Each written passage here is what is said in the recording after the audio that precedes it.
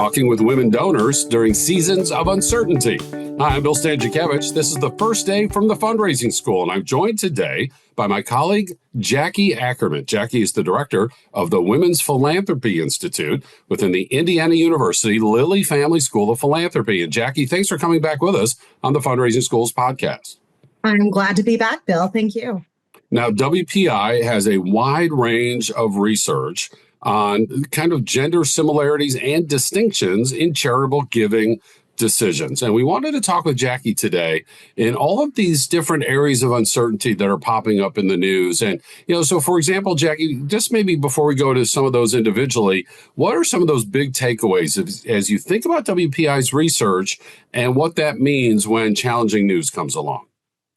Sure. Well, I'm glad that I'm back kind of during this moment where there is a lot of uncertainty in the field to talk about how to engage women donors and what our kind of broad research findings about gender and philanthropy might mean for fundraisers and nonprofit leaders in these specific times. So we know that broadly, women are more likely to give than men. Women give greater amounts than similarly situated, similarly wealthy men, and that women are more likely to spread that giving around. And so they tend to get less recognition for their giving because they're not necessarily giving at a certain level.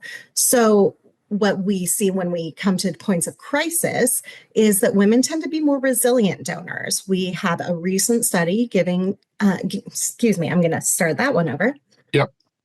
We have a recent study, Women Give 2024, that we launched back in December that looked at a 20-year history of gender and philanthropy trends. And we found that throughout those 20 years, the first 2 decades of this century, women's giving was more resilient than men's. It decreased less when it came to 9/11, the Great Recession, other challenging periods.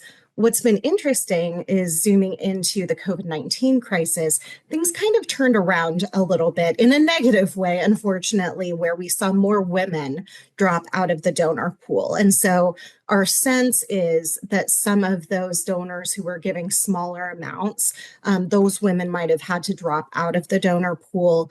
We can't pinpoint exactly why, but we do know that during COVID, those early years, there was a lot of talk about the quote unquote she-cession, child care challenges, et cetera.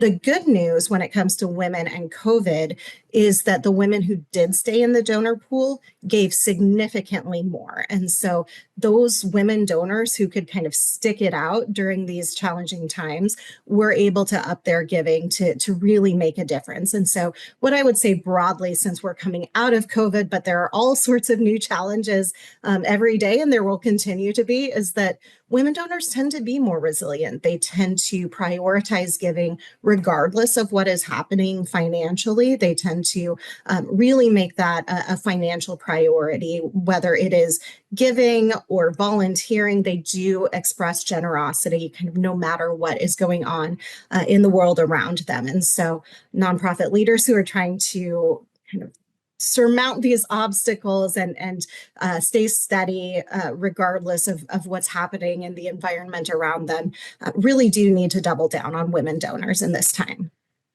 Jackie, really appreciate how you follow the data and that your analysis is informed by the data. You mentioned COVID, which raises a curiosity for me. You mentioned the she-cession, a word you say better than I do.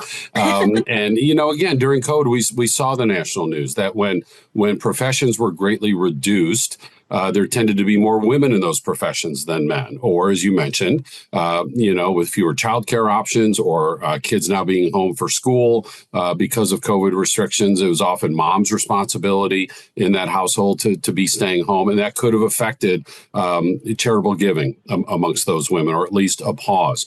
Now, when we fast forward in our leadership curriculum, we see, this move towards hybrid work as permanent, as remote work as permanent. And I just saw this the other day in the Harvard Business Review. The demographics most wanting hybrid and remote work are women who are younger who tend to be moms. So it kind of all goes together. So now that the worst of COVID is over, are we seeing women coming back, the ones who paused and maybe delayed or stopped their donating? Do we have the data? Do we have a sense of what's happening there amidst this wonderful resiliency that women typically show with their charitable giving? Well, unfortunately, we don't have the data quite yet. We've got data through 2020, 2021, but not quite enough to say what is going to, appear in the data afterward. That said, my sense is really positive, especially, I'm sure, I know that you covered Giving USA, and those positive results. I expect that because those results have been so positive overall, that women's philanthropy is certainly a part of that, and that the more we come out of this COVID period, that the better things will look for gender and philanthropy, for women's philanthropy in terms of rebounding. So we have seen it be so resilient in the past that my sense is that the farther away we get from COVID, the closer we will get back to that baseline of women being more generous than other populations, than men, than households. But we don't have that data yet. Yeah, no, and we'll just stay in touch with WPI. Your research continues. A research study is never completed. It's only abandoned to be continued again in the future. And we'll keep an eye on what those data are telling you. I would just say, again, my opinion is I agree with you that I think, we've kind of, glide pathed into a normal. It's a new normal, but people are in these new habits related to their work and family care and such. And hopefully that's translating into, again, consistent charitable giving. And you mentioned Giving USA. Oh, my goodness, up 6% in constant dollars, up more than 3% in inflation adjusted dollars, which is on par with average at a time when people are worried about inflation. And they were still giving anyway. So lots of great news there. Now, people then always ask, we get this question all the time. I'm sure you do when you speak as well. Is there going to be a recession? Of course, the answer is yes, because in a market economy, there's always a recession. Every 7 to 10 years, there's going to be a recession. The question is it going to be this year, right? So when we think about an economic slowdown and the types of messages that women donors prefer to receive and tend to respond most strongly to, how do you synthesize all of that together as fundraisers are thinking, I might have a meeting with him and might have one way to talk about the forthcoming recession, but I have a meeting with her, and maybe I'm going to approach it a little bit differently. What advice and guidance can you give us, please?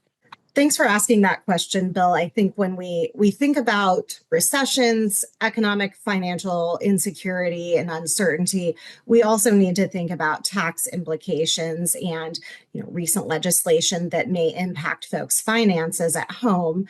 And what we see in the data on women donors and what women think about when they're giving is that that's less important, actually. Women are much less likely to consider tax implications when they give. They are much more likely to consider the end recipient of that philanthropy. And so what's really important to a woman who is considering a gift is, what is that gift going to go to? Who is going to benefit? What does that look like? What are those stories? And men do want to give, but they are, according to our research, a little bit more focused on the benefits that they receive from giving. So whether that's a new networking opportunity, some more publicity, perhaps a name on a building or a wall, those are things that don't tend to resonate with women as much. And so I would encourage nonprofit leaders and fundraisers who are talking to donors who may be a little bit uncertain about their financial future to really, again, I can't emphasize enough, double down on women. They want to give. They know that the need is greater when there are recessions, when there are times of financial and economic insecurity. And so women are more likely to see that need, to see the person behind that need, and to donate kind of regardless of what those tax implications might be for them personally. I'm glad you brought up the new federal tax policy. And for our viewers and listeners of this podcast, we remind you we have an analysis of that tax policy and what it could mean for charitable giving on a previous edition of this podcast, archived on our school's website. We'll get you the web address here at the end of the podcast. But a very simple example, Jackie, in terms of the taxes, is the return of the universal charitable deduction. $1,000 for the single household, $2,000 for married filing jointly. And if I'm understanding you correctly, the male donor might say, hey, yes, let's donate. We have philanthropic values, and we're going to get this tax benefit with the UCD. And the woman might be saying, but look at where the money's going and the difference it's making. She might not be as persuaded by the tax incentive. Am I understanding you correctly? Absolutely, absolutely. I mean, when we're talking to couples or families, it's important to kind of speak to both of those issues, the who is it benefiting, where is it going, and also the tax, the financial implications. But when you're talking to the woman in the household, the latter, the tax implications, are simply just not necessarily part of the equation for those women. Yeah, getting back then to this idea, could a recession be coming along? And you mentioned that women donors tend to be interested on the recipient. So, if you think about a recession and, people struggling financially, and so nonprofits come in and they help with food insecurity or they help with other forms of assistance, is the female donor going to be interested in that recipient, that story, but also maybe the nonprofit saying, hey, we have to tighten our belts and it restricts our ability to provide this food assistance or other assistance. So is it primarily the beneficiary, the nonprofit, or the nonprofit itself? What advice do you have for fundraisers as they kind of craft that presentation to a woman donor? I would say the good news for fundraisers is that for women donors, it's both and. So they do want to know about the end recipient. They want to know, with your example of a food bank, they want to know about the families who are receiving assistance. They want to know about the need in their community. But we also find that women donors are loyal donors. Men tend to be a little bit more transactional, a little bit more of the, write a check and then walk away. Perhaps women donors perhaps give less overall, in specific increments, specific year-to-year gifts, but they are more likely to give year after year. They're more likely to make a legacy gift. And so that loyalty to the organization is really special. And if you speak to a woman donor who has been loyal to your organization, has built that relationship, those women do care about the health of your organization. They do care about your staff. They do care about how they can support you, yes, through financial contributions, but also by joining your board, joining a committee, helping to share your messaging with their friends, their colleagues. And so I would say to nonprofit leaders to think expansively about the messages that women donors want to hear. They care about the recipients and they care about you. They do care about the organization and that relationship that you've cultivated over the years. And Jackie, that relational aspect we know tends to be stronger with female donors. We see more women's giving circles, for example, than men's giving circles as women give relationally. And then we think about things like a response to a disaster, a fire, a flood, an earthquake, or, we think about in the digital space, peer-to-peer is huge, where the nonprofit can send out an appeal, but if we have our donors sending out an appeal to their friends, or our board members, our volunteers sending appeals out on their social media to their friends. Again, what advice do you have for fundraisers in that regard? Not just overall, but again, thinking about either, there's been this horrible calamity in our town or in our local region, or the federal funding has been cut, or the recession appears to be on the horizon. When we think about how women are more likely than men to give together, to give relationally towards the causes they care about. So women are more likely to give than men. And when we look at motivations, there are some motivations that differ by gender. We talked about tax benefits, et cetera. That said, a lot of the bigger motivations, like helping your community, giving in response to a need spontaneously, like a disaster, those are fairly common and we don't see as many gender differences. So I think what unites men and women in terms of charitable giving, among many other things, is that when a disaster happens or your community is threatened in some way, both men and women are interested in and eager to give, and to kind of see where that goes, and they're willing to go above and beyond in that specific crisis. So that is something that we don't necessarily see changing according to gender. That said, within disaster giving, you can still emphasize the needs of the recipient or the nonprofit or the benefits of giving and appeal to men and women. But in terms of just giving to a disaster and or seeing a disaster and feeling that, pull to give to an organization, that does not tend to differ by gender. We see that kind of across the board. Jackie, that thoughtful response demonstrates one of the great strengths of WPI. And I mentioned this at the beginning, not just the distinctions, but the similarities as well. And the data certainly reveal that. Kind of one last question. I know when I teach, I'll be talking about these themes that you've taught me and that I've learned from WPI. And, somebody will raise their hand, a woman will raise their hand and say, well, actually, I give primarily for tax reasons. Actually, I give the gift and I go away. This is social science research. This is not 100%. And I just always like to emphasize the point, like we're looking for trends. We're looking for likelihoods. We're looking for probabilities as you're planning your fundraising strategies. And again, it's highly reliable and it's a good starting point. But again, I'm always cognizant, Jackie, that one person who goes, well, gee, I know my wife doesn't give that way. My mom doesn't give that way. So need to keep that in mind as we implement any of these data. Absolutely. I think, when we say that women are more likely to give than men, we don't mean that like 10% of men give and 90% of women give. We're talking about percentages that are different and statistically significantly different, which matters maybe only to me and the other researchers. But they are different, but they're closer together than they are apart, if that makes sense. And so what we are talking about when we talk about gender differences is really broad. There are generous men across the country, around the world. There are women who don't care about philanthropy very much, again, across the country, around the world. What our research does is says, big picture, what does the average woman, average man in these different demographics tend to look like? And what are those big picture differences? And so, we hope that everyone finds something in our research where they can kind of see themselves reflected in it.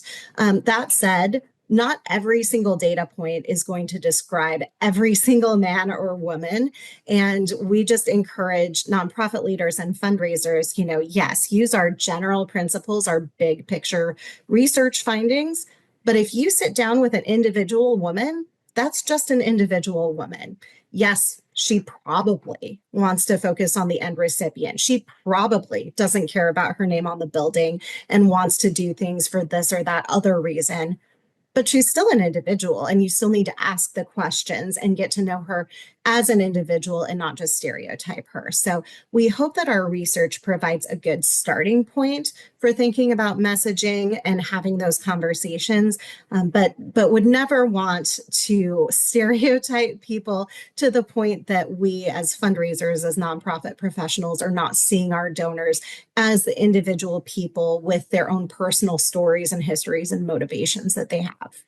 Smart, thoughtful, curious research from the Women's Philanthropy Institute within the Indiana University Lilly Family School of Philanthropy, translated for practical action for fundraisers. And Jackie, where can I find out more about WPI? Our website, for sure. I know that you'll link to that in your notes. And also we are on LinkedIn, Facebook, Twitter or X, and Instagram. All right. And the overall website is go.iu.edu. If you have a /, you go to TFRS for the fundraising school. For the Women's Philanthropy Institute, look for institutes, and you'll be able to find WPI. All of their research is for free. And watch for their seminars, watch for their the gatherings that they have, often online, easily accessible, and big public events as well. Jackie Ackerman is the director of the Women's Philanthropy Institute. Jackie, great to have you with us on again. Thank you so much, Bill. And we have a course on gender distinctions in giving, more than 24 courses overall at the fundraising school, leading to 5 different certificates. We're in person, we're online live, we're online recorded.